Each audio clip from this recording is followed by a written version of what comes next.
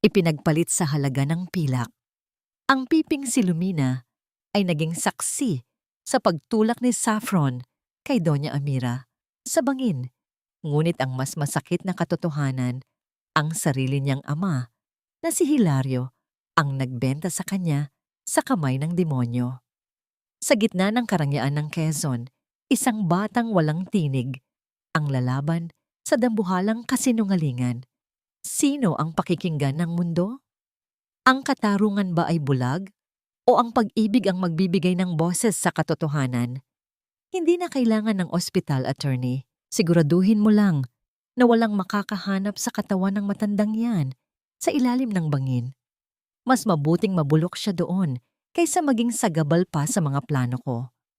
Ang boses ni Saffron ay kasing talim ng patalim, malamig at walang bahid ng pagsisisi. Ang mga salitang iyon ay tila mga palasong bumaon sa puso ni Lumina, na nooy nakatago sa likod ng malalabay na dahon ng niyog. Ang hangin sa gilid ng bangin ng Quezon ay tila huminto sa pag-ihip, takot na mabulabog. Ang demonyong kasalukuyang nagbubuni sa kanyang tagumpay. Sa maliit at maruming kamay ni Lumina, mahigpit niyang tinitignan ang isang bungkos ng mga sariwang dahon ng luyang dilaw at sambong. Kanina pa siya maagang gumising, tinahak ang madulas na dalisdis ng bundok para lamang makahanap ng gamot na itatapal sa kumakabit na rayuma ni Doña Amira. Ang bawat hakbang niya sa putikan, ang bawat galos ng tinik sa kanyang binti, ay inalay niya para sa matandang babaeng tanging nagparamdam sa kanya ng halaga sa mundong ito. Ngunit ngayon, ang mga dahon na dapat ay magdadala ng ginhawa ay naging saksi sa isang karumaldumal na katotohanan. Ang amo na itinuturing niyang liwanag ay itinapon na parang basura sa kailaliman ng bangin ng mismong manugang nito. Sinubukan ni Lumina na sumigaw. Binuka niya ang kanyang bibig, pilit na humugot ng hangin mula sa kanyang nanunuyot na lalamunan, ngunit walang tunog na lumabas. Ang kanyang pagiging pipi ay isang bilangguang tila mas lalong kumikipot sa sandaling iyon. Ang tanging naririnig lamang niya ay ang sarili niyang puso, isang mabilis at marahas na pagtibok na tila gustong kumawala sa kanyang dibdib. Naramdaman niya ang init ng mga luhang dumadaloy sa kanyang pisngi, tumatulo sa mga dahon ng gamot na hawak niya.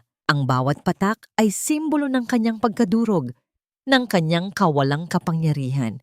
Hindi niya alintana ang kirot sa kanyang mga tuhod nang dahan-dahan siyang umatras. Ang mundo sa kanyang paningin ay nagsimulang umikot. Ang marangyang mansyon sa dikalayuan na dati ay simbolo ng pag-asa ay tila naging isang malaking kabaong na gawa sa semento at ginto. Kailangan niyang mahanap ang kanyang ama. Si Hilario, ang tanging tao na inaasahan niyang magliligtas sa kanya mula sa bangungot na ito. Bit-bit ang huling piraso ng pag-asa. Tumakbo si Lumina patungo sa kanilang tinitirhang dampa sa gilid ng sapa. Ang kanyang mga paa ay humahampas sa basang lupa, lumilikha ng mga bakas ng desperasyon. Inisip niya ang mukha ng kanyang ama, ang matitigas na kamay nito na kahit amoy alak ay nagbibigay sa kanya ng proteksyon. Ngunit nang marating niya ang likod ng kanilang kubo, muling gumuho ang langit sa ibabaw ng kanyang ulo. Nakita niya si Hilario. Hindi ito ang amang naghahanap sa kanya ng may pag-aalala. Nakatayo ito sa harap ng isang lalaking nakauniporme ng itim, ang kanang kamay ni Saffron. Ang masakit na tanawin ay hindi ang pagkakaroon ng ibang tao doon, kundi ang makitang tinatanggap ng kanyang ama ang isang makapal na sobre. Ang tunog ng paglipat ng mga papel na pera ay tila kulog na bumibingi sa pandinig ni Lumina. Siguraduhin mo lang na hindi na babalik ang batang yun dito, Hilario. Wika ng lalaki, sabay tapik sa balikat ng kanyang ama. Kapag nakita pa siya ni Madam Saffron na pakalat-kalat, pati ikaw ay isasama namin sa hukay. Yumuko si Hilario, ang mga mata ay nakatitig lamang sa perang hawak. Huwag kayong mag-alala. Ang batang yon ay malas lang sa buhay ko. Itataboy ko siya sa malayo o kahit saan niyo gusto, basta bayad ako. Nanigas si Lumina sa kanyang kinatatayuan. Ang bungkos ng mga dahon ng gamot ay dahan-dahang nalaglag mula sa kanyang mga kamay, bumagsak sa putikan na tila isang pangarap na hinding-hindi na muling mabubuo. Ang kanyang sariling ama, ang tanging pamilyang natitira sa kanya, ay ipinagpalit siya sa ilang pirasong papel. Ang sakit ay hindi na lamang nasa kanyang puso. Ito ay nanunuot sa bawat hibla ng kanyang pagkatao. Giniginawang kanyang kaluluwa sa gitna ng mainit na panahon ng Quezon. Sa sandaling iyon, tila naging estranghero ang lahat ng paligid. Ang sapa na dati ay nagpapatulog sa kanya sa gabi ay tila bumubulong na ng mga banta. Ang dampa na itinuturing niyang tahanan ay naging isang madilim na kulungan. Wala na siyang matatakbuhan. Ang taong dapat ay tagapagtanggol niya ang siyang mismong nagbukas ng pinto para sa kanyang kapahamakan. Dahan-dahang humakbang paatras si Lumina, pilit na hindi lumilikha ng anumang ingay kahit na ang kanyang buong mundo ay sumasabog na sa loob ng kanyang isipan. Ang kanyang mga mata, na dati ay puno ng inosenteng kuryosidad, ay napalitan ng isang malalim at madilim na takot. Tumingin siya sa kanyang ama sa huling pagkakataon, ang lalaking nagbigay sa kanya ng pangalan, ngunit ngayon ay kumuha sa kanyang karapatang mabuhay. Sa gitna ng katahimikan ng gabi, isang tanong ang paulit-ulit na umaalingaw-ngaw sa kanyang isipan. Isang tanong na walang sagot at puno ng pait. Paano lalaban ang isang batang walang tinig kung ang mismong mga taong dapat ay boses niya ang siyang unang nagnanais na patahimikin siya habang buhay? Huminto si Hilario sa pagbibilang ng pera at biglang lumingon sa direksyon ng mga puno kung saan nakatago si Lumina. Ang kislap ng pagkakataon at kasakiman sa kanyang mga mata ay tila isang apoy na handang tumupok sa huling pag-asa ng bata. Ang bawat hakbang pababa sa matarik na bangin ay tila isang pakikipagtuos sa kamatayan. Hindi inalintana ni Lumina ang matatalas na bato na humihiwa sa kanyang mga talampakan o ang mga sanga ng dampa na kumakalos sa kanyang balat. Ang tanging nagpapatakbo sa kanyang maliit na katawan ay ang alaala ng malamig na tinig ng kanyang ama na ipinagpapalit siya sa ilang pirasong papel. Kung ang sarili niyang dugo ay tinalikuran na siya, wala na siyang ibang kakapitan kundi ang matandang babaeng biktima rin ng kataksilan. Nakarating siya sa paanan ng bangin kung saan ang alat ng dagat ay humahalo sa amoy ng basang lupa at nabubulok na mga dahon. Doon, sa gitna ng mga naglalakihang tipak ng bato na binabayo ng malalakas na alon, nakita niya si Doña Amira. Ang marangyang kulay ube na bestido nito ay punit-punit na at puno ng putik, tila isang mamahaling hiyas na itinapon sa basurahan. Ang matanda ay nakasabit sa isang malaking ugat ng puno ng dita, walang malay, at ang bawat paghinga ay tila isang hirap na pakikipaglaban sa hangin. Sa gulat at takot, mabilis na lumapit si Lumina. Ginamit niya ang kanyang buong lakas upang hilahin ang matanda mula sa panganib ng papataas na tubig ng dagat. Ang bawat sentimetro ng paghila ay nagdudulot ng matinding kirot sa kanyang mga braso, ngunit hindi siya tumigil hanggang sa marating nila ang isang maliit na siwang sa gilid ng bundok, isang kuweba na tila inilaan ng tadhana para sa kanila. Doon, sa loob ng malamig na silid na gawa sa bato, inihiga ni Lumina ang matanda. Ang tanging tunog na maririnig ay ang ritmo ng ulan na nagsisimulang pumatak sa labas at ang paos na paghinga ni Doña Amira. Kinuha ni Lumina ang natitirang luyang dilaw sa kanyang bulsa. Ang mga dahon na kanina lang ay simbolo ng kanyang katapatan at maingat itong dinurog gamit ang dalawang bato. Inilapat niya ang katas nito sa mga sugat ng matanda. Nang dahan-dahang imulat ni Doña Amira ang kanyang mga mata, ang unang nakita niya ay ang madungis na mukha ng batang Pipi, na ang mga mata ay puno ng luha ngunit nananatiling matatag. Sinubukan ng matanda na magsalita, ngunit tanging isang mahinang ungol lamang ang lumabas sa kanyang mga labi. Ang kanyang kanang binti ay nakapilipit sa hindi likas na anggulo isang malinaw na palatandaan ng pagkabali. Sa salamat, ang pabulong na salita ng matanda na halos hindi marinig sa gitna ng ingay ng paligid. Hinawakan ni Lumina ang kamay ni Doña Amira. Pinagsisiklab ang isang pangako sa gitna ng katahimikan. Sa sandaling iyon, ang pagkakaiba ng kanilang antas sa buhay. Ang isa ay mayamang donya at ang isa ay dukhang bata, ay tuluyang naglaho. Sila ay dalawang kaluluwang pinagtaksilan, naghahanap ng init sa gitna ng malamig na mundo.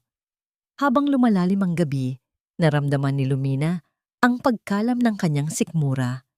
Naalala niya ang isang pirasong kamote na itinago niya sa kanyang maliit na supot bago siya umalis sa dampa. Inilabas niya ito, ngunit alam niyang hindi sapat ang lakas ng matanda upang kumain ng matigas na bagay. Nang walang pag-aalinlangan, inilagay ni Lumina ang kamote sa sarili niyang bibig. Dahan-dahang nanginuya hanggang sa maging malambot na parang lugaw. At pagkatapos ay maingat na isinalin ito sa bibig ng matanda gamit ang isang piraso ng malinis na dahon. Ito ang kanilang unang hapunan sa gitna ng kawalan. Isang sakripisyong walang salita. Isang pag-ibig na walang hinihintay na kapalit. Subalit ang kanilang sandali ng kapayapaan ay biglang nabulabog. Mula sa tuktok ng bangin, nakita ni Lumina ang mga kislap ng liwanag, mga sulo na tila mga mata ng demonyong naghahanap sa dilim. Narinig niya ang malayo, ngunit malinaw na tawag ng isang boses na dati ay nagpapatulog sa kanya, ngunit ngayon ay nagpapanginig sa kanyang buong pagkatao. Lumina! Lumina! Lumabas ka na dyan! Alam kong narito ka lang. Ang sigaw ni Hilario na umaaling-awngaw sa kabundukan, kahalo ang kalansing ng mga bakal na tila mga posas na naghihintay na isara ang kanilang kapalaran. Niyakap ng mahigpit ni Lumina ang nanginginig na katawan ni Doña Amira. Pinilit niyang pigilin ang kanyang paghinga, habang ang bawat patak ng tubig mula sa kisame ng kuweba ay tila isang paalala na ang oras ay mabilis na nauubos. Sino ang unang makakahanap sa kanila? Ang kaligtasan ba o ang kamay ng ama na handa silang ibaon sa limot para sa pera? Ipakita niyo sa buong Quezon na ang batang piping iyan ay isang halimaw na pumatay sa aking biyenan.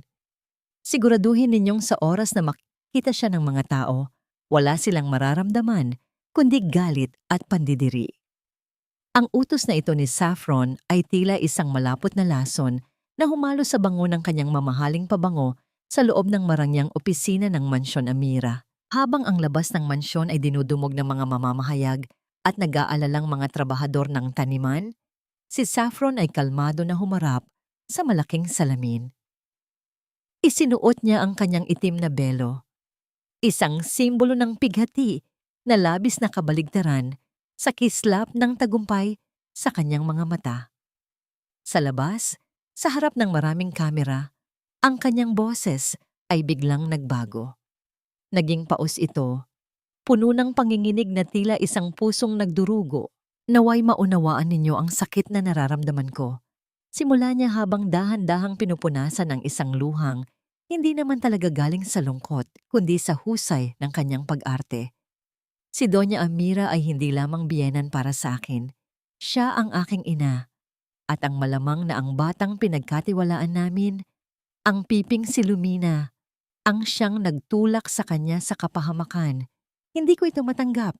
Ang bawat salitang binitawan niya ay tila mga punlong tumatama sa reputasyon ng isang batang walang kakayahang sumagot.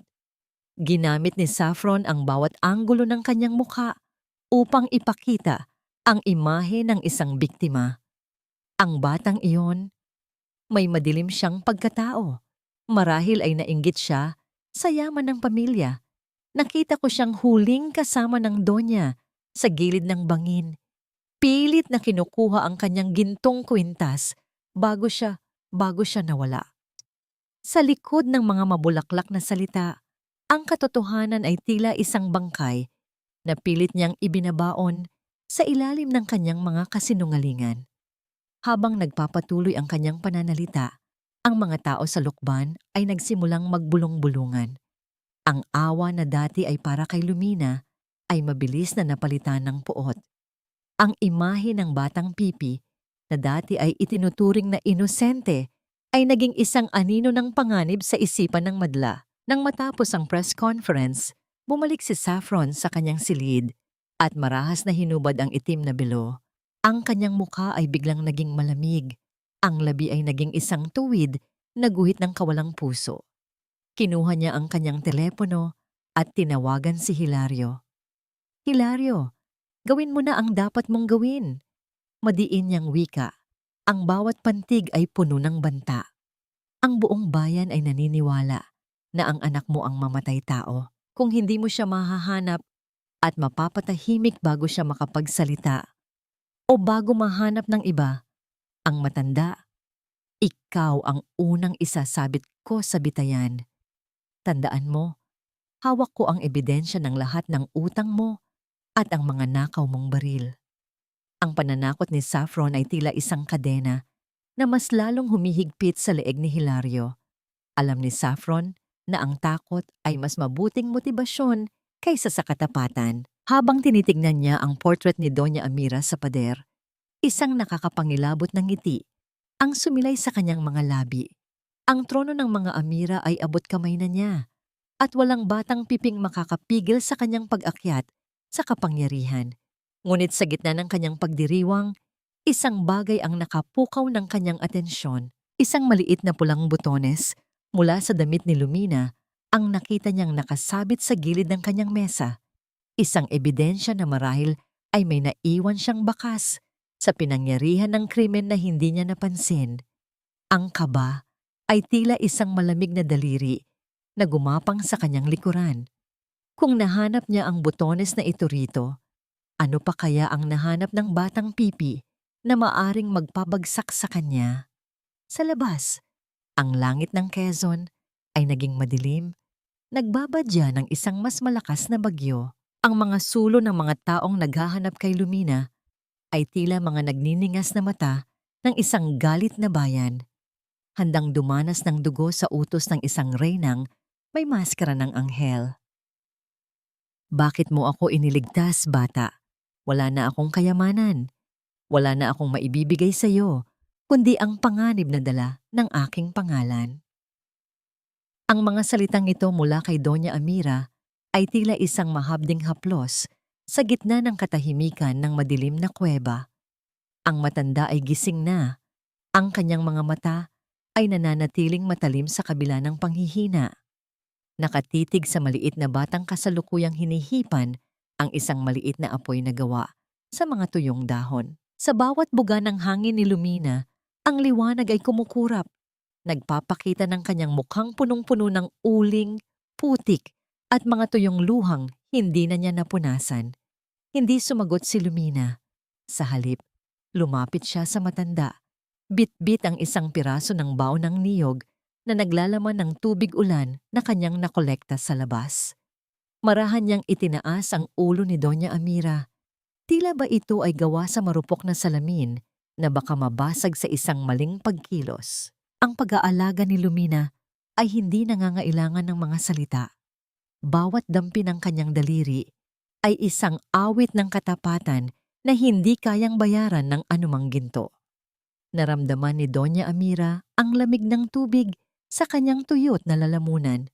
Ngunit mas naramdaman niya ang init ng malasakit ng batang ito. Naalala niya ang kanyang mga anak, ang kanyang mga apo, at si Saffron, mga taong nabuhay sa kanyang yaman, kumain sa kanyang hapag, ngunit handa siyang itulak sa kamatayan para lamang sa isang piraso ng lupa. Ang kanyang puso, na dati ay matigas at puno ng pag-aalinlangan sa lahat ng tao, ay unti-unting lumalambot sa harap ng batang itinuturing ng marami na pipi at walang silbi. Dahan-dahang itinaas ni Doña Amira ang kanyang nanginginig na kamay at hinawakan ang palad ni Lumina. Doon niya nakita ang mga sariwang sugat at galos sa maliit na kamay ng bata. Mga sugat na nakuha nito sa paghila sa kanya mula sa bangin. Ang marangyang telang sutla ng kanyang punit-punit na damit ay ginamit niya upang balutin ang kamay ni Lumina.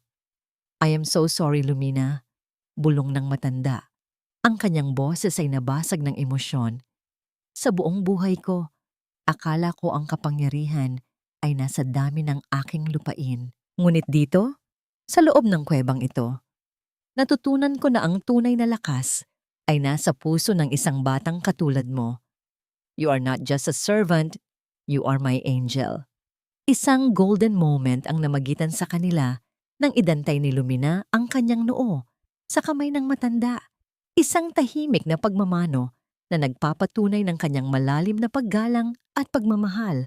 Sa sandaling iyon, ang kuwebang madilim at mabaho ay naging isang santuwaryo ng paghilom. Ngunit ang kapayapaang ito ay tila isang panandaliang panaginip lamang. Mula sa kailaliman ng kuweba, naramdaman ni Lumina ang isang kakaibang pagbabago sa hangin. Ang amoy ng basang lupa ay nahaluan ng isang pamilyar at nakakasulasok na amoy. Amoy ng gasera. Nanlaki ang mga mata ni Lumina. Alam niya ang amoy na yon. Iyon ang amoy ng gaserang dala ng kanyang ama, tuwing ito ay nangingisda o tuwing may hinahanap ito sa dilim.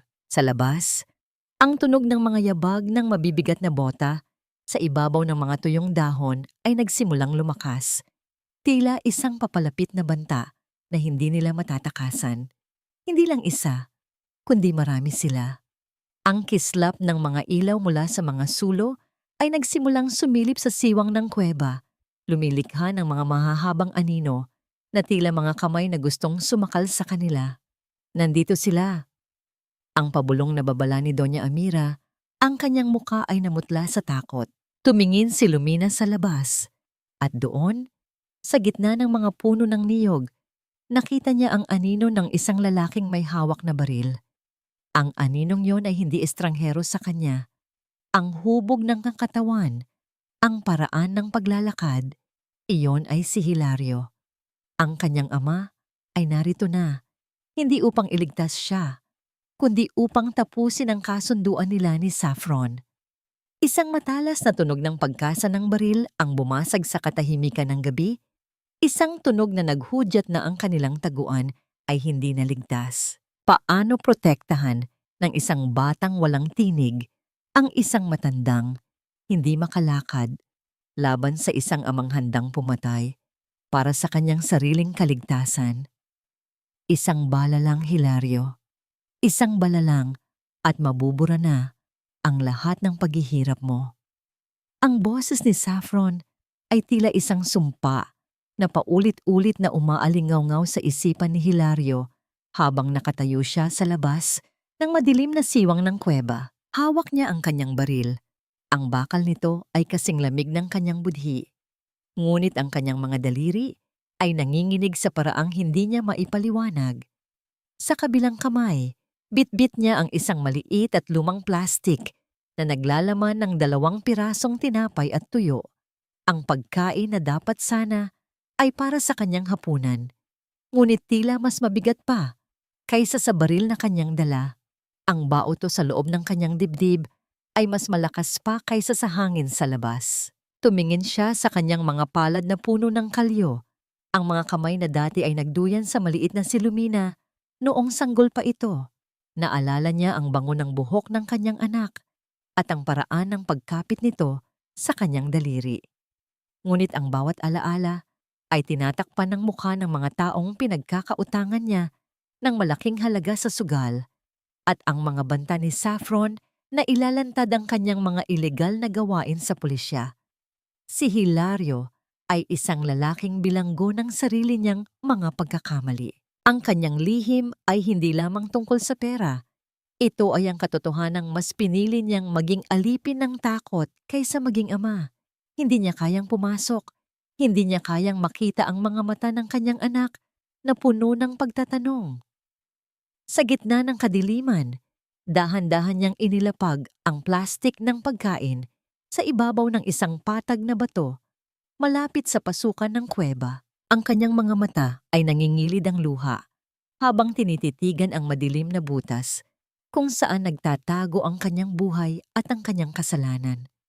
"Patawad, anak," Ang bulong na nilamon ng hangin, isang paghingi ng tawad na alam niyang hindi sapat upang hugasan ang kanyang kataksilan.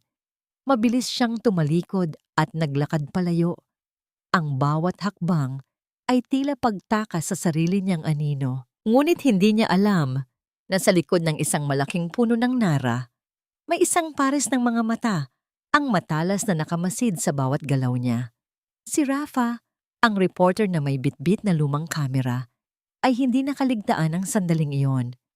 Nakita niya ang baril, nakita niya ang pagkain, at higit sa lahat, nakita niya ang pagguho ng balikat ng isang amang tila pasan ang buong mundo. Alam ni Rafa na may mas malalim na kwento sa likod ng paghahabol ni Hilario kay Lumina. Hindi ito simpleng paghahanap sa mamatay tao. Ito ay isang laro ng buhay at kamatayan na orchestrated ni Saffron. Nang matiyak ni Lumina na wala na ang mga yabag ng kanyang ama, dahan-dahan siyang gumapang palabas. Ang kanyang puso ay tumitibok ng mabilis, tila isang ibong gustong kumawala sa hawla. Nakita niya ang plastik sa ibabaw ng bato. Sa simula, akala niya ay isang bitag ito. Ngunit ang gutom ni Doña Amira ang nagtulak sa kanya na kunin ito. Isang golden moment ang bumitay sa hininga ni Lumina nang buksan niya ang plastik. Isang pamilyar na amoy ang sumalubong sa kanyang pang-amoy. Amoy ng matapang na tabako na tanging ang kanyang ama lamang ang gumagamit. Iyon ang amoy ng kanyang kabataan. Ang amoy na dati ay nagpapakalma sa kanya tuwing may bagyo. Niyakap ni Lumina ang plastik ng pagkain sa kanyang dibdib. Ang bawat piraso ng tinapay ay tila naging basang-basa ng kanyang mga luha. Ang kanyang ama ay narito. Alam kung nasaan siya. At sa halip na bala ay pagkain ang iniwan. Isang maliit na ningas ng pag-asa ang sumiklab sa kanyang puso. Ngunit kaagad din itong naging abo nang maisip niya ang panganib. Kung nahanap siya ng kanyang ama, gaano pa kaya katagal bago siya mahanap ng mga tunay na kamay ni Saffron? Habang kinakain nila ni Doña Amira ang tuyong tinapay sa loob ng madilim na kuweba, isang anino ang dahan-dahang humarang sa liwanag ng buwan sa pasukan. Isang boses na hindi pamilyar, ngunit hindi rin tila kalaban, ang bumasag sa katahimikan. Huwag kayong matakot. Narito ako para tumulong, hindi para pumatay. Nanigas si Lumina. Ang plastik ng pagkain ay nahulog mula sa kanyang kamay. Sa harap niya ay nakatayo ang isang lalaking may hawak na kamera.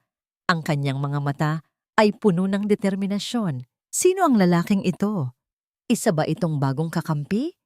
O isa pang pain na ipinadala ni Saffron upang tuluyang burahin ang kanilang bakas sa mundo? Huwag kang lumapit. Parang awa mo na. Huwag mo siyang saktan. Iyan ang sigaw na tila gustong kumawala sa lalamunan ni Lumina habang mabilis siyang humarang sa harap ng nanghihinang katawan ni Doña Amira. Hawak niya ang isang matulis na piraso ng kawayan. Ang kanyang mga kamay ay nanginginig, ngunit ang kanyang mga mata ay nag-aapoy sa determinasyon. Sa paningin ng bata, ang lalaking nasa harap niya ay isa pang kamay ni Saffron na dumarating upang tapusin ang hindi natapos na krimen. Teka, hindi ako kalaban. Please, makinig ka sa akin. Mahinahon ang boses ni Rafa. Dahan-dahan niyang ibinaba ang kanyang kamera at itinaas ang kanyang dalawang kamay bilang tanda ng pagsuko. I'm Rafa, isa akong journalist. Alam ko ang ginagawa ni Saffron. Alam kong hindi ikaw ang mamatay tao. Ang pagbanggit sa pangalan ni Saffron ay tila isang kuryenteng gumising sa pandinig ni Lumina. Unti-unting ibinaba ng bata ang kawayan, ngunit ang pag-aalinlangan ay nananatili pa ring nakaukit sa kanyang mukha. Tumingin si Rafa kay Doña Amira na nooy nakasandal sa pader ng kuweba, maputla at halos hindi na makilala dahil sa dumi at sugat. Doña Amira, Diyos ko, buhay kayo. Bulong ni Rafa. Ang kanyang boses ay puno ng pait at galit. Sinira ni Saffron ang career ko dahil sinubukan kong ilantad ang mga illegal na transaction niya noon. I lost everything because of her. Kaya nang mabalitaan ko ang nangyari sa inyo, Alam kong may masamang nangyayari. I've been following Hilario for days. Lumapit si Rafa, hindi kay Doña Amira, kundi kay Lumina. Nakita niya ang takot sa mga mata ng bata. Ang takot ng isang nilalang na buong buhay ay itinuring na walang boses.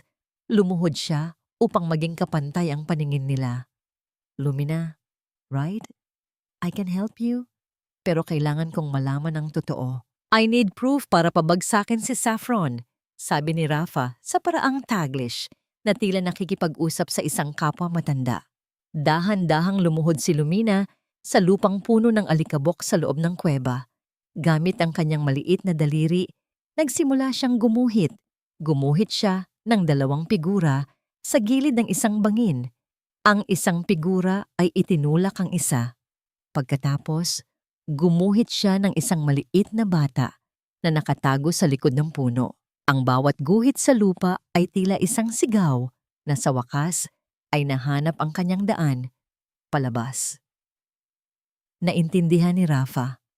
Ang bawat linya sa alikabok ay tila isang dokumentaryo ng kataksilan na mas malinaw pa sa anumang litratong nakuha niya.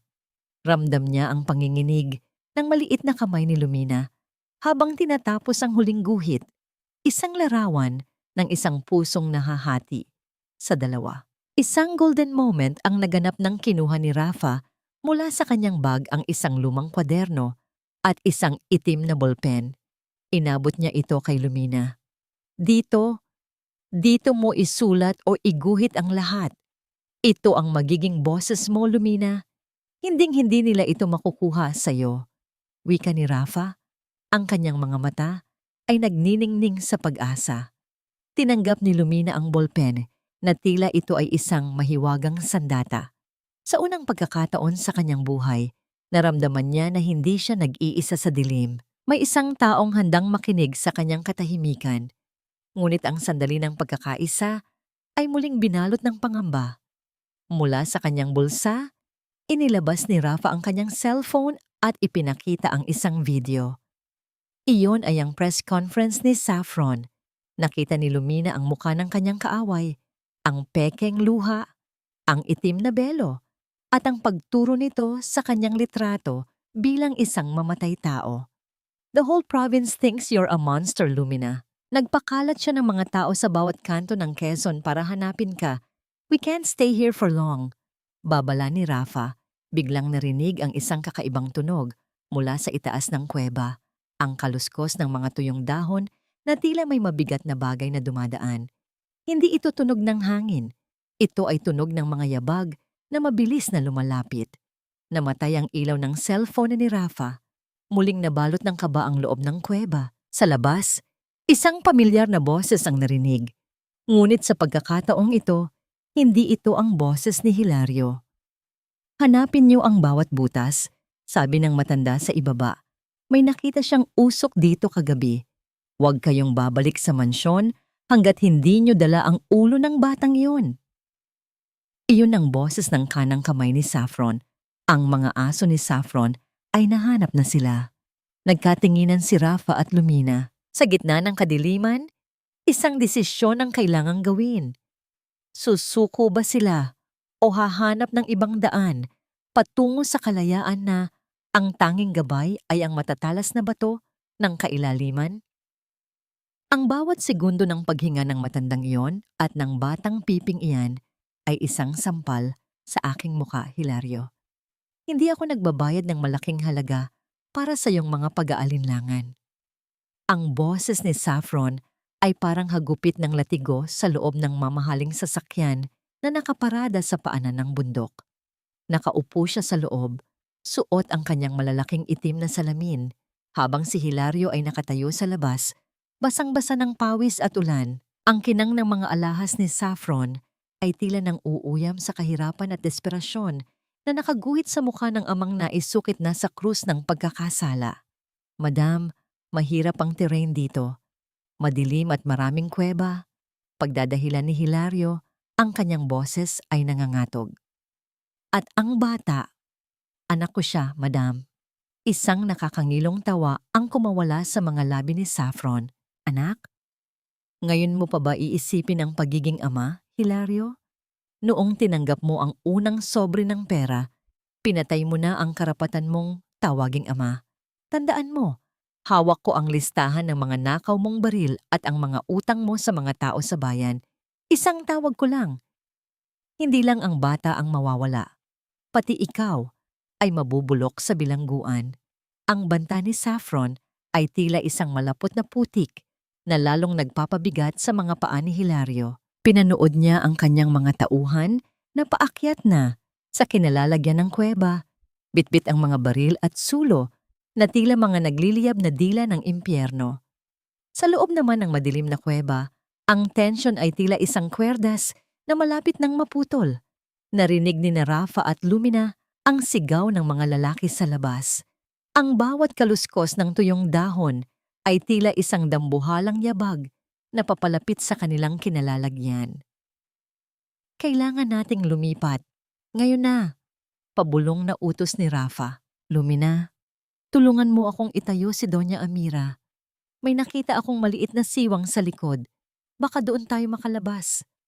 Sa gitna ng takot, isang golden moment ang nasaksihan ni Rafa. Sa halip na unahin ang sariling kaligtasan, mabilis na kinuha ni Lumina ang kanyang maliit na kwaderno at ballpen na bigay ni Rafa. Itinago niya ito sa loob ng kanyang damit, malapit sa kanyang puso. Para sa kanya, ang kwadernong iyon ay hindi lamang papel. Iyon ang kanyang tinig, ang tanging ebidensya ng katotohanang nais ibaon ni Saffron sa limot. Dahan-dahan nilang binuhat si Doña Amira. Ang matanda ay napapainggit sa bawat galaw dahil sa bali ng kanyang binti, ngunit pilit niyang kinakagat ang kanyang labi hanggang sa dumugo ito. Huwag lang makalikha ng anumang tunog na magtuturo sa kanilang kinaroroonan. Ang pawis at luha ay naghalo sa mukha ni Lumina habang ginagamit niya ang kanyang buong maliit na lakas upang maging tukod ng matanda. Doon! Bilis! Hudyat ni Rafa nang makita ang liwanag ng mga sulo na sumisilip na sa pasukan ng kuweba. Ang amoy ng gasera at ang tunog ng mabibigat na bota sa batuhan ay tila mga aninong sumasakal sa kanila. Sa bawat hakbang nila, sa madilim at madulas na lagusan sa loob ng bundok, ramdam ni Lumina ang bawat pintig ng kanyang puso na tila gustong sumabog. Sa kabilang panig, si Hilario ay nakatayo sa pasukan ng kuweba. Nakita niya ang plastik ng pagkain na iniwan niya kanina. Wala na itong laman.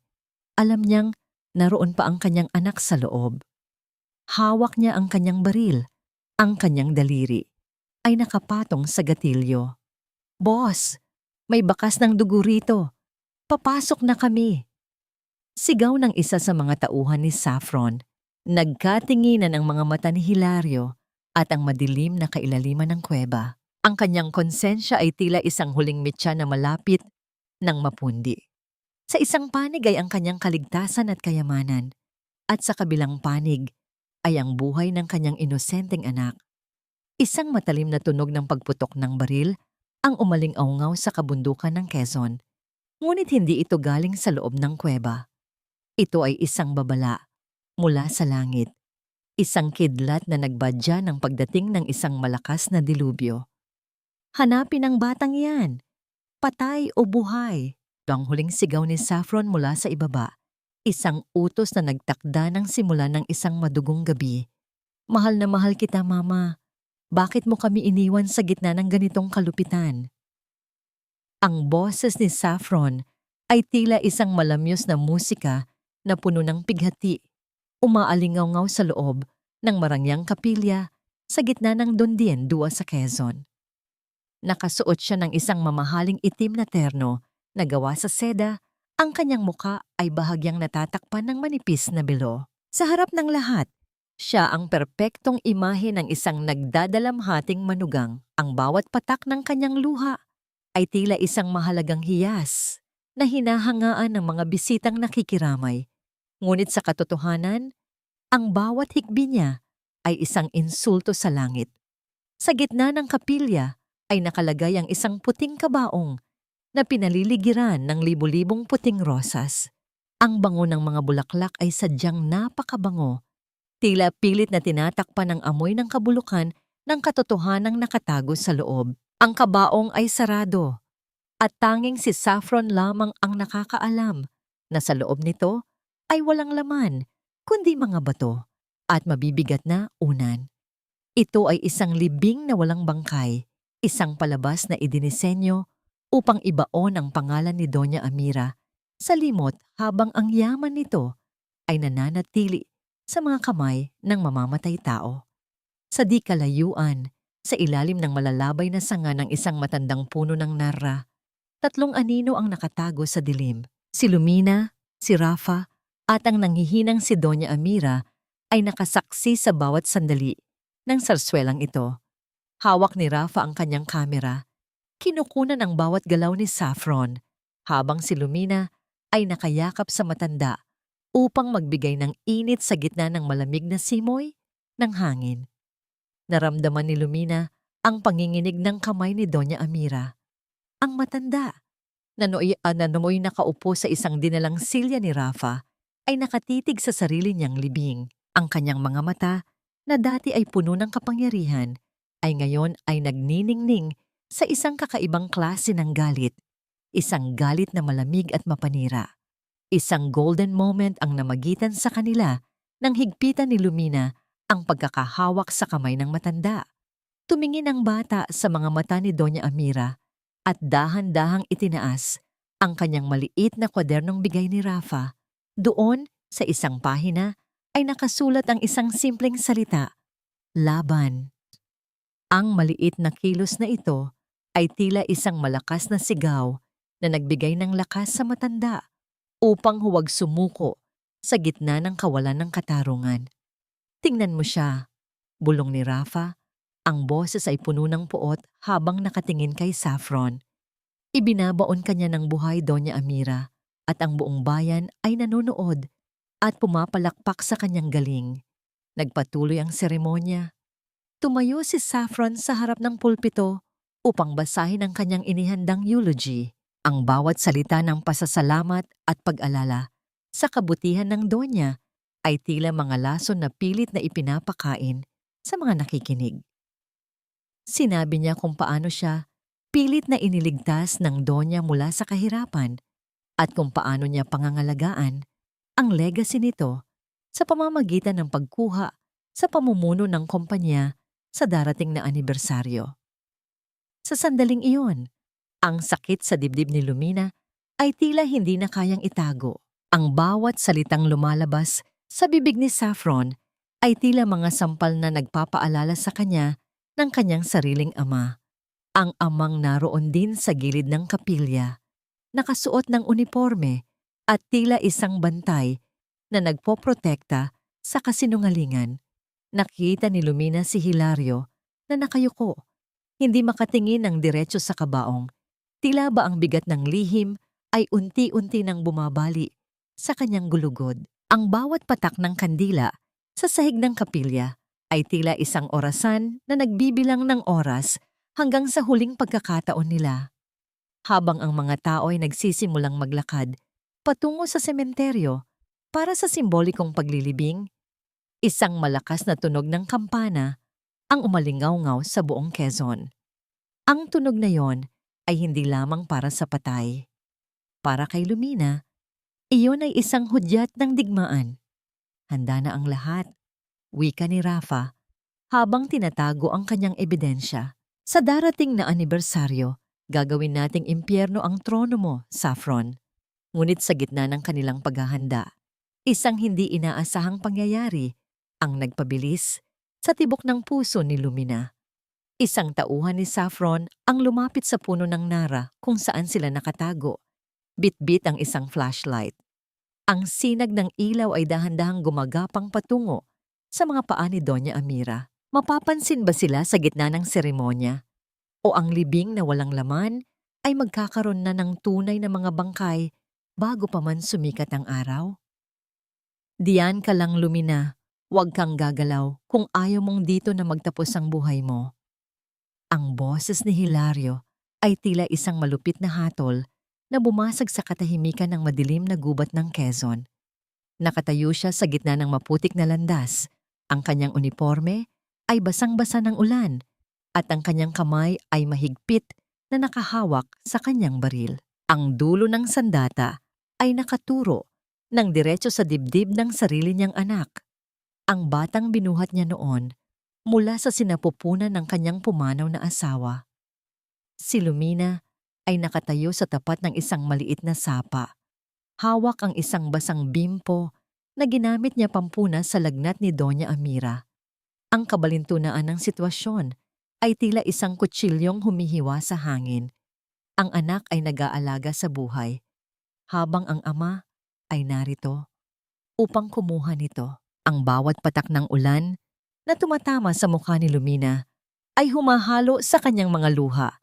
Ngunit sa pagkakataong ito, ang kanyang mga mata ay hindi kakikitaan ng pagnanais na tumakbo.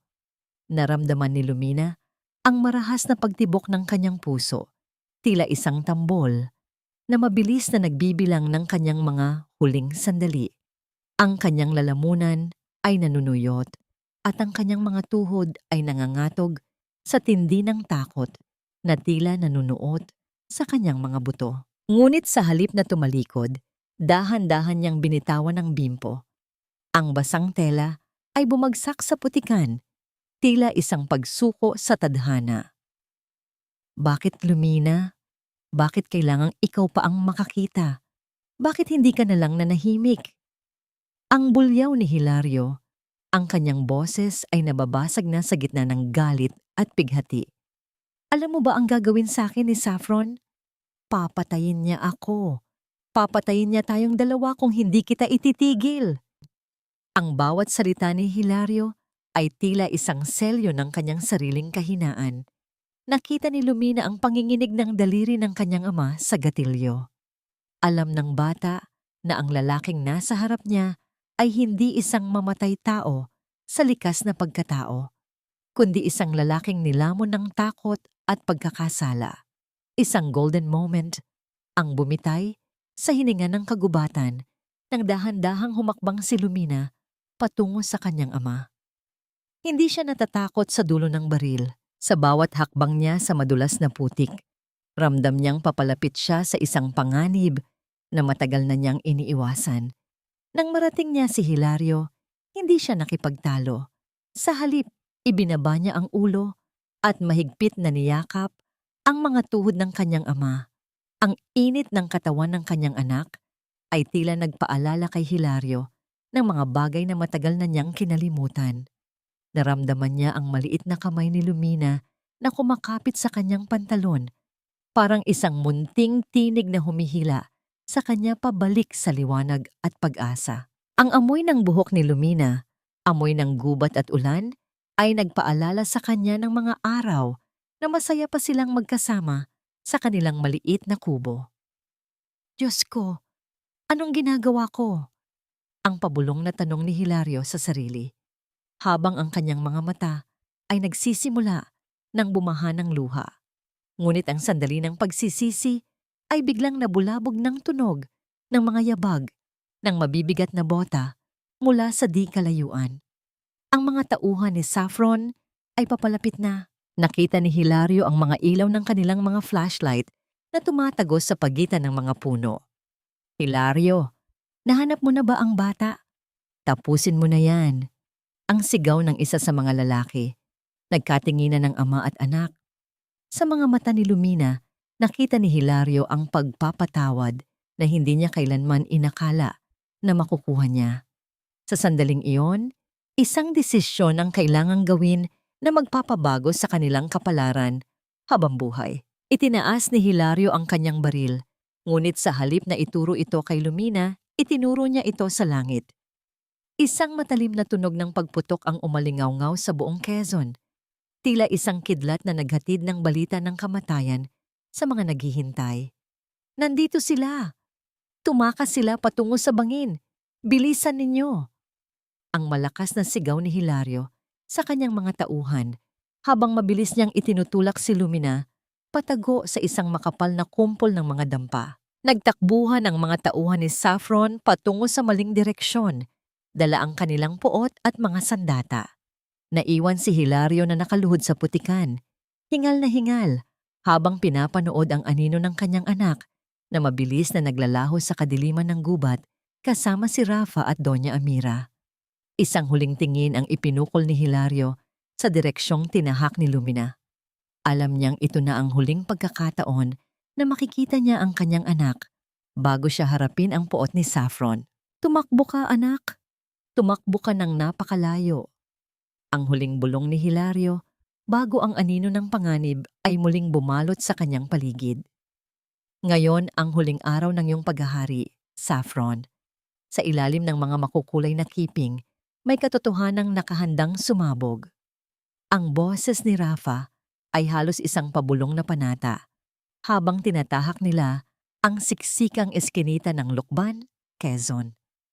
Ang buong bayan ay kasalukuyang nagdiriwang ng pista ng pahiyas. Ang bawat bahay ay pinalalamutian ng mga makukulay na dahon ng palay na gawa sa bigas, mga prutas, at mga gulay na tila isang buhay na bahaghari.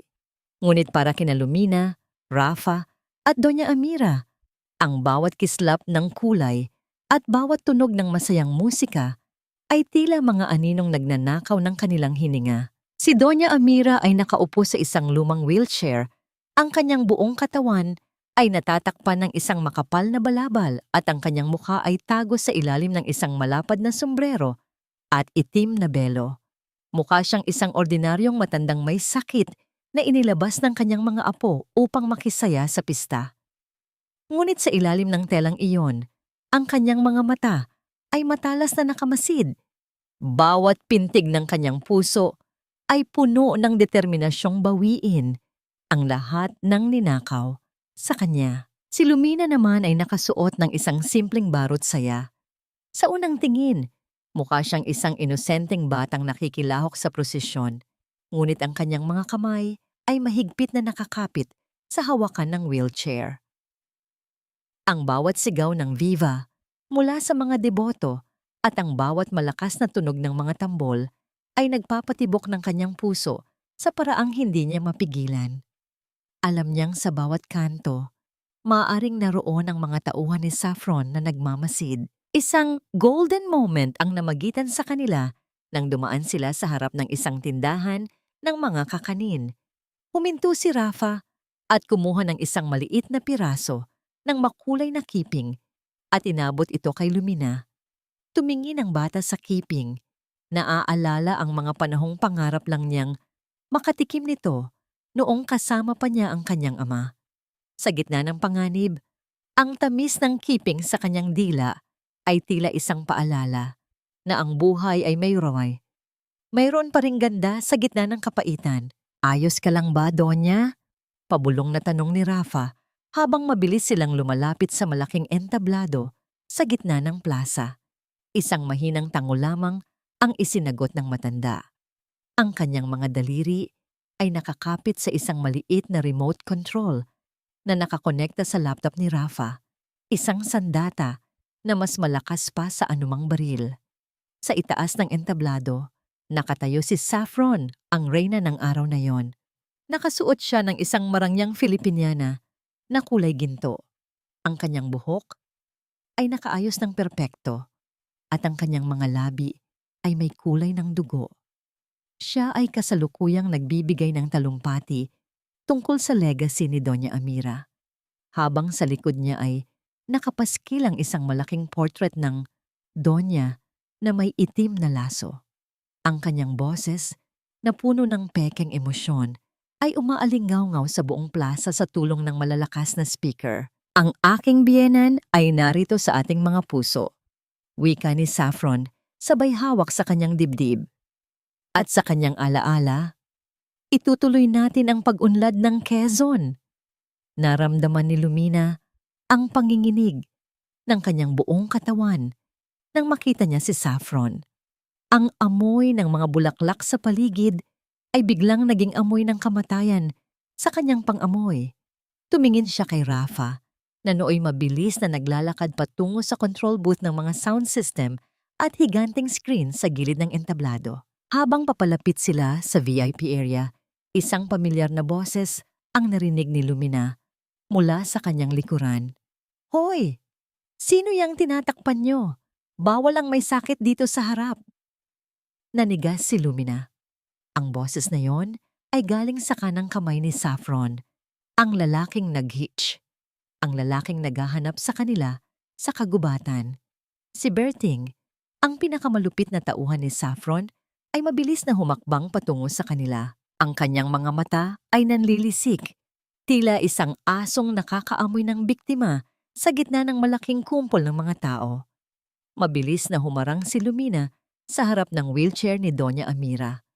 Ang kanyang maliit na katawan ay nanginginig, ngunit ang kanyang mga mata ay nanatiling nakapako sa lalaking papalapit. Ramdam niya ang malamig na pawis na dumadaloy sa kanyang likuran, humahalo sa init ng suot na barot saya. Ang bawat tibok ng kanyang puso ay tila isang babala, na ang kanilang balatkayo ay malapit ng matuklasan. Sabi ko, sino yan? Bakit kailangang takpan ang muka? Baka kung anong sakit ang dala niyan at makahawa pa sa mga bisita ni Madam Saffron. Madiing wika ni Berting, sabay hablot sa dulo ng balabal na nakatakip kay Doña Amira. Sandali lang, kuya.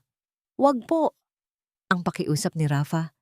Pilit na iniiba ang kanyang boses upang hindi makilala. Ang lola ko po ay may sakit sa balat. Maselan po ang kanyang kalagayan, kaya kailangang protektahan sa araw at alikabok. Pasensya na po. Dadaan lang kami. Ngunit hindi basta-basta naniwala si Berting. Inilapit niya ang kanyang mukha sa wheelchair, pilit na sumisilip sa ilalim ng sombrero ni Doña Amira. Sa sandaling iyon, ang amoy ng alak at sigarilyo mula sa lalaki ay tila sumakal sa hininga ni Lumina. Isang maling kilos lang, isang hindi sinasadyang pag-angat ng belo, at ang lahat ng kanilang pinaghirapan ay mauuwi sa wala. Isang golden moment ang nagligtas sa kanila nang biglang dumaan ang isang grupo ng mga higantes, mga dambuhalang puppet na gawa sa paper mache na sumasayaw sa ritmo ng mga tambol. Ang marahas na paggalaw ng mga higantes at ang pagdagsa ng mga turistang gustong kumuha ng larawan ay lumikha ng isang panandaliang kaguluhan. Ginamit ni Rafa ang pagkakataong ito upang itulak ng mabilis ang wheelchair ni Doña Amira sa pagitan ng mga makukulay na kasuotan ng mga mananayaw. Naiwan si Berting na nakikipagbuno sa siksikan ng mga tao habang sina Lumina ay matagumpay na nakarating sa pinakaharap ng entablado, malapit sa control booth kung saan naroon ang mga tekniko ng ilaw at tunog. Sa itaas ng entablado, si Saffron ay kasalukuyang nasa rurok ng kanyang talumpati. Ang kanyang boses ay umaalinggaw-ngaw sa buong plaza ng Lukban, puno ng kayabangan at huwad na kabutihan. At dahil sa pagmamahal ko sa legacy ng aking biyenan, ngayong araw ay opisyal ko nang tatanggapin ang tungkulin bilang bagong tagapangalaga ng lahat ng kanyang ari-arian. Para sa inyo ito, Mama! Ang sigaw ni Saffron, sabay taas ng kanyang dalawang kamay na tila isang reynang nagbubunyi. Naramdaman ni Lumina ang isang mahigpit na piga sa kanyang kamay. Ang kamay ni Doña Amira. Ang matanda ay dahan-dahang tumingala at sa isang maliit na siwang ng kanyang belo, nagtagpo ang kanilang mga mata. Walang salitang lumabas sa mga labi ng Donya, ngunit ang kislap ng kanyang mga mata ay nagsasabing, ito na ang oras. Mabilis na kumilos si Rafa. Pumasok siya sa loob ng control booth, dala ang kanyang laptop.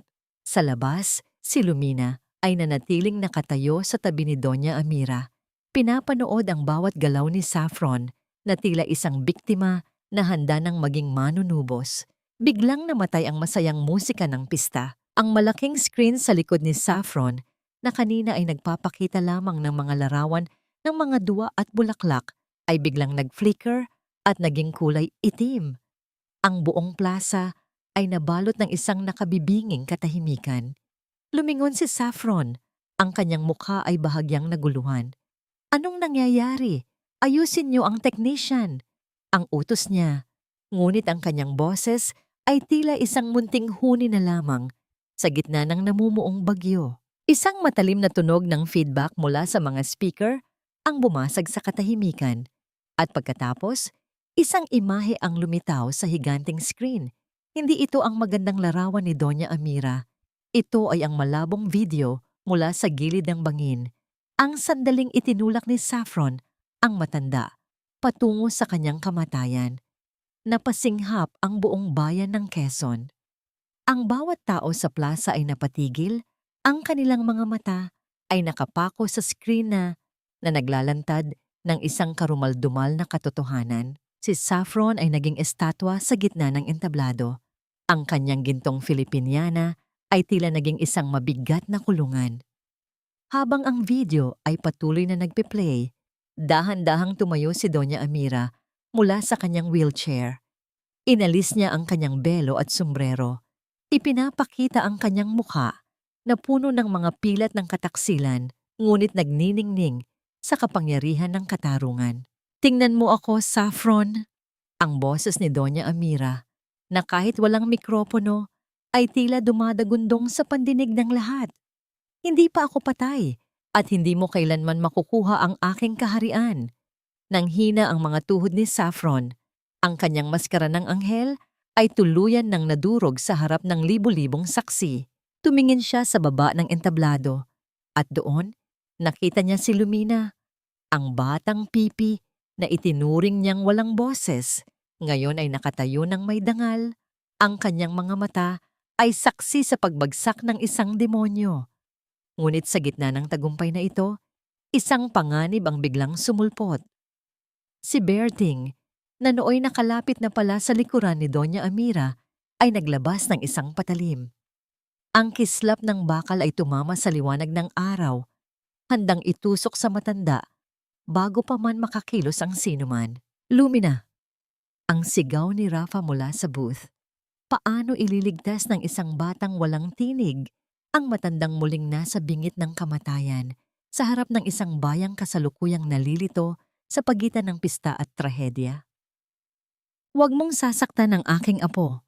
Ang sigaw na yon ay hindi galing sa bibig ni Lumina, kundi mula sa kaibuturan ng puso ni Doña Amira na tila nagkaroon ng bagong lakas.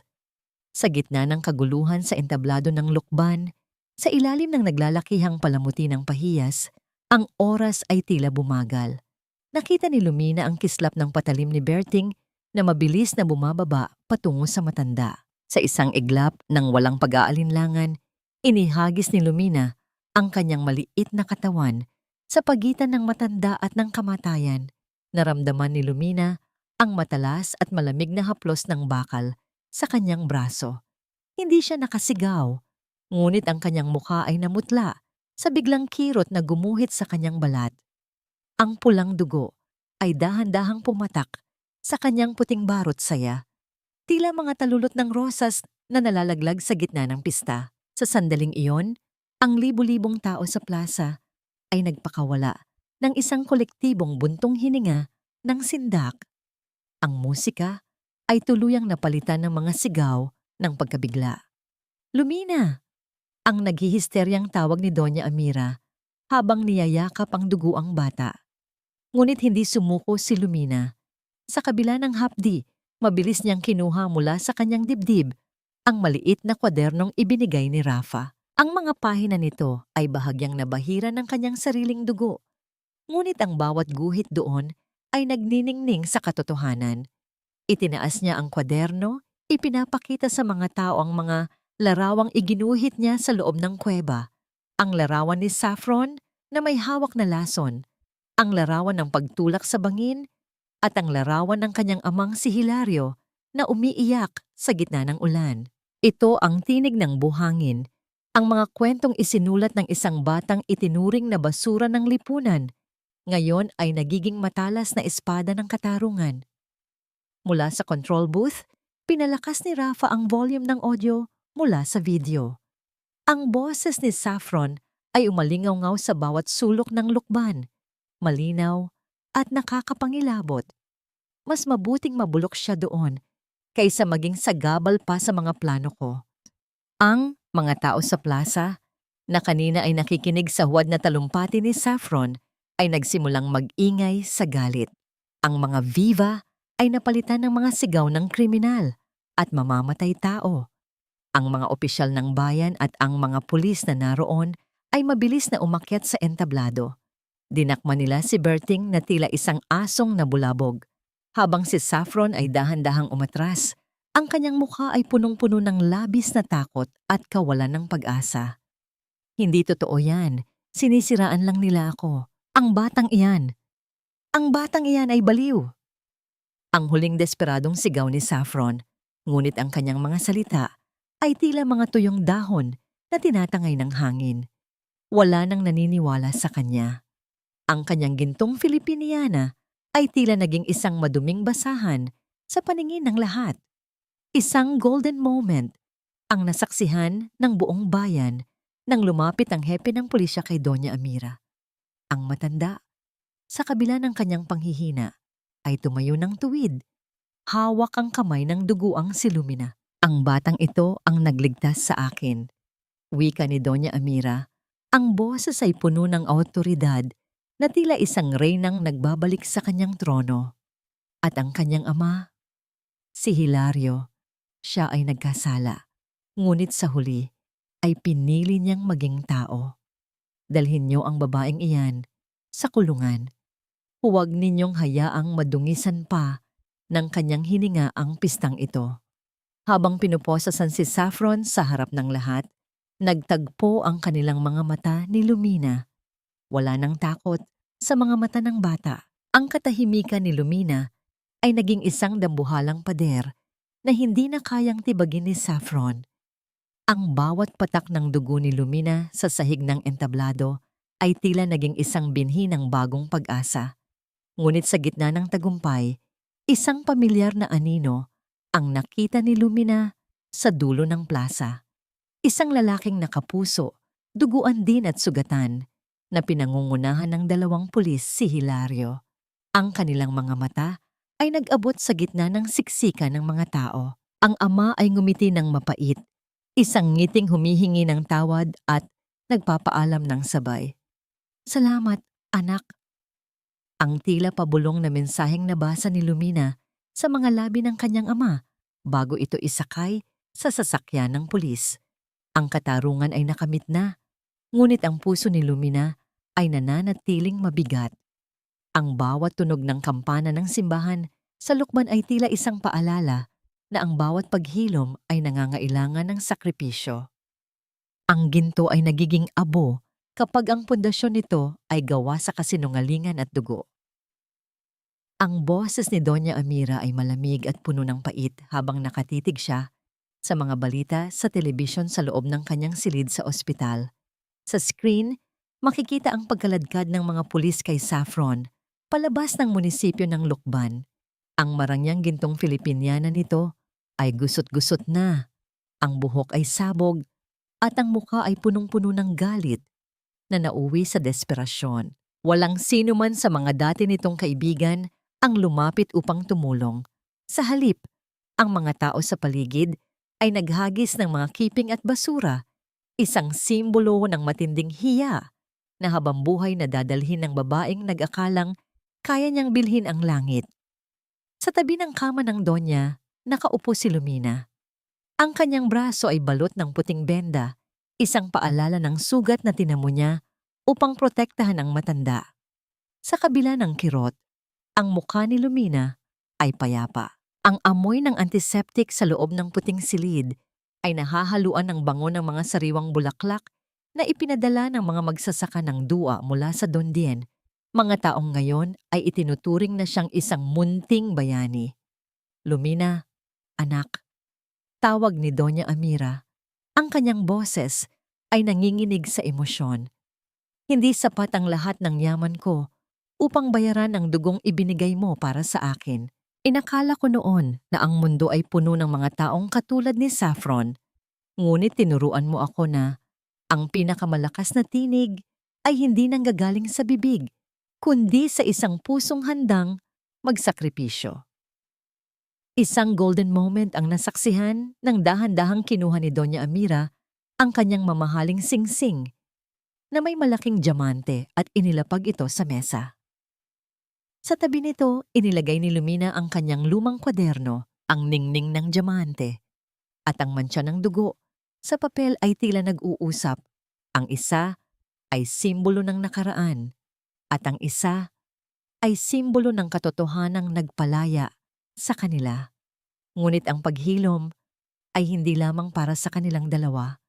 Pagkalipas ng ilang araw, sa loob ng malamig na rehas ng bilangguan sa lalawigan, isang muling pagkikita ang naganap.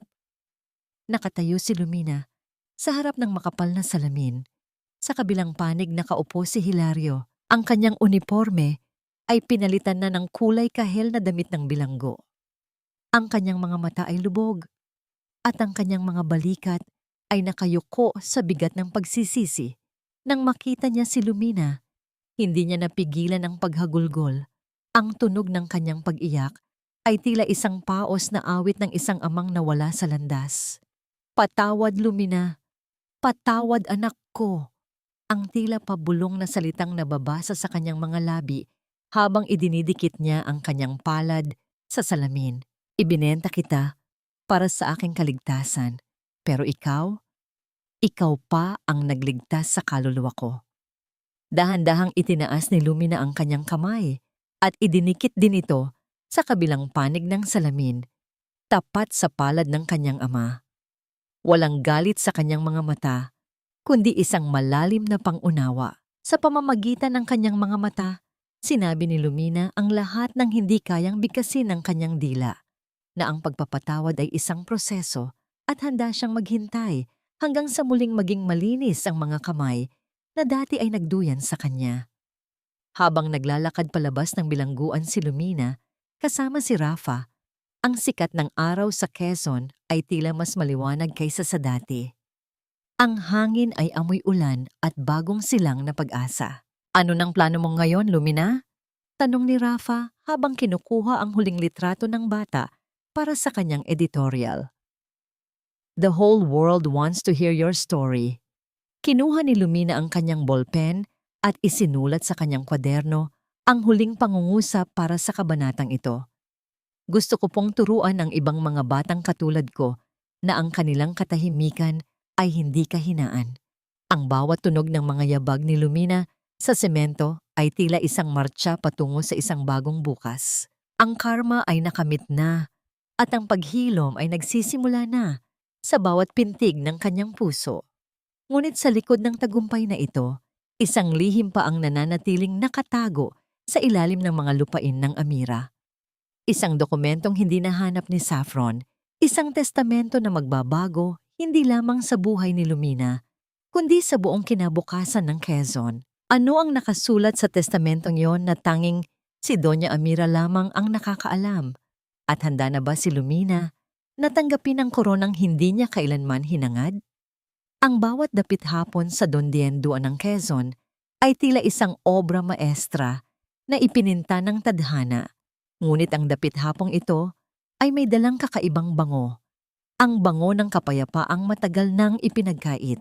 2 taon na ang lumipas mula nang ang ingay ng pista ng pahiyas ay naging saksi sa pagbagsak ng isang mapanirang reyna at ang pag-angat ng isang batang walang tinig.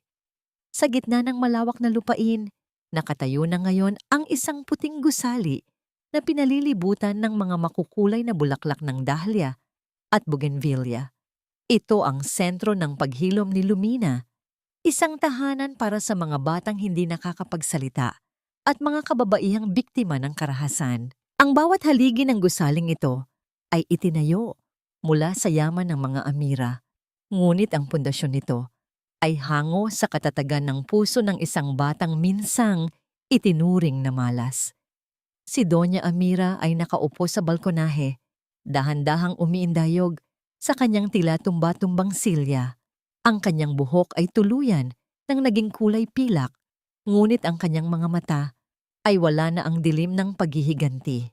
Hawak niya ang isang legal na dokumento, ang huling testamento na nagpapatunay na si Lumina ay hindi na lamang isang batang iniligtas, kundi ang opisyal na tagapagmana ng kanyang pangalan at lahat ng kanyang pag-aari. Lumina, anak, tawag ng matanda. nang makita ang dalagita na naglalakad sa hardin kasama ang ilang mga bata. Lumapit si Lumina. Ang kanyang barot saya ay payak ngunit nagniningning sa kalinisan. Ang kanyang braso ay mayroon pa ring manipis na pilat mula sa sugat ng nakaraan. Ngunit para sa kanya, ito ay hindi natanda ng sakit kundi isang medalya ng kanyang katapangan. Dahan-dahan niyang kinuha ang kamay ng matanda at idinampi sa kanyang noo. Ang pagmamano na ngayon ay puno ng tunay na pagmamahal ng isang anak sa kanyang ina. Isang golden moment ang namagitan sa kanila nang iabot ni Lumina ang isang liham na kararating lang mula sa Koreo. Ang sobre ay may tatak ng kawanihan ng bilangguan. Mula ito kay Hilario. Sa loob ng 2 taon, walang mintis ang pagpapadala ng ama ng mga liham na puno ng mga kwento ng kanyang pagbabago sa loob ng rehas. Sinusulat niya kung paano siya nagtuturo ng sining sa mga kapwa bilanggo at kung paano niya pinaghahandaan ang araw ng kanyang paglaya upang muling maging karapat-dapat sa tingin ng kanyang anak. Binasa ni Lumina ang huling pangungusap sa liham. Ang katarungan ay hindi lamang ang pagpaparusa sa akin, kundi ang makita kang malaya at maligaya. Salamat sa pagpapatawad, anak. Isang matamis na ngiti ang sumilay sa mga labi ni Lumina. Ang bigat sa kanyang dibdib ay tuluyan ng naglaho. Pinalitan ng isang malalim na pag-unawa na ang pagpapatawad ay hindi paglimot, kundi ang pagpili na huwag nang maging bilanggo ng galit. Samantala, sa isang madilim at masikip na selda, sa kabilang panig ng lalawigan, si Saffron ay nakaupo sa sahig, nakatitig sa kawalan. Ang kanyang mga kamay na dati ay pinalalamutian ng mga mamahaling hiyas ay ngayon ay puno ng kalyo at dumi. Wala nang bumibisita sa kanya. Wala nang tumatawag sa kanyang pangalan. Ang kanyang tanging kasama ay ang mga anino ng kanyang mga nagawang kasalanan. Ang tunay na karma na mas masakit pa kaysa sa anumang rehas. Ang kanyang yaman ay naging abo at ang kanyang pangalan ay naging isang babala sa buong Quezon tungkol sa panganib ng kasakiman. Habang ang araw ay dahan-dahang lumulubog sa likod ng mga puno ng niyog, kinuha ni Lumina ang kanyang paboritong biolin, isang regalo mula kay Rafa na ngayon ay isa ng tanyag na editor sa Maynila. Inilapat niya ang arko sa mga kwerdas at isang malambing na himig ang bumasag sa katahimikan ng gabi. Ang musika ay walang mga salita, ngunit ang bawat nota ay nagkukwento ng paglalakbay mula sa dilim patungo sa liwanag, mula sa pagkawasak patungo sa pagkabuo. Nahanap na ba ni Lumina ang kapayapaan? Oo, sa bawat ngiti ng mga batang tinutulungan niya. Napatawad na ba niya ang nakaraan? Oo, dahil alam niyang ang bukas ay mas maliwanag kaysa sa anumang anino. Ang aral na iniwan ni Lumina sa puso ng mga taga-Quezon ay simple lamang. Ang tinig ay hindi laging nanggagaling sa tunog na nililikha ng bibig, kundi sa lakas ng paninindigan at sa lalim ng pag-ibig na handang magsakripisyo para sa katotohanan. Sa ilalim ng nagniningning na mga bituin, ang batang minsang pinatahimik ng mundo ay naging pinakamalakas na awit ng pag-asa. Iyan ang pagtatapos ng kwento ni Lumina, isang patunay na ang liwanag ng katotohanan ay kailanman hindi kayang pundiin ng anumang kadiliman. Maraming salamat sa inyong pagtangkilik at pagsama sa akin sa bawat kabanata ng buhay ni Lumina.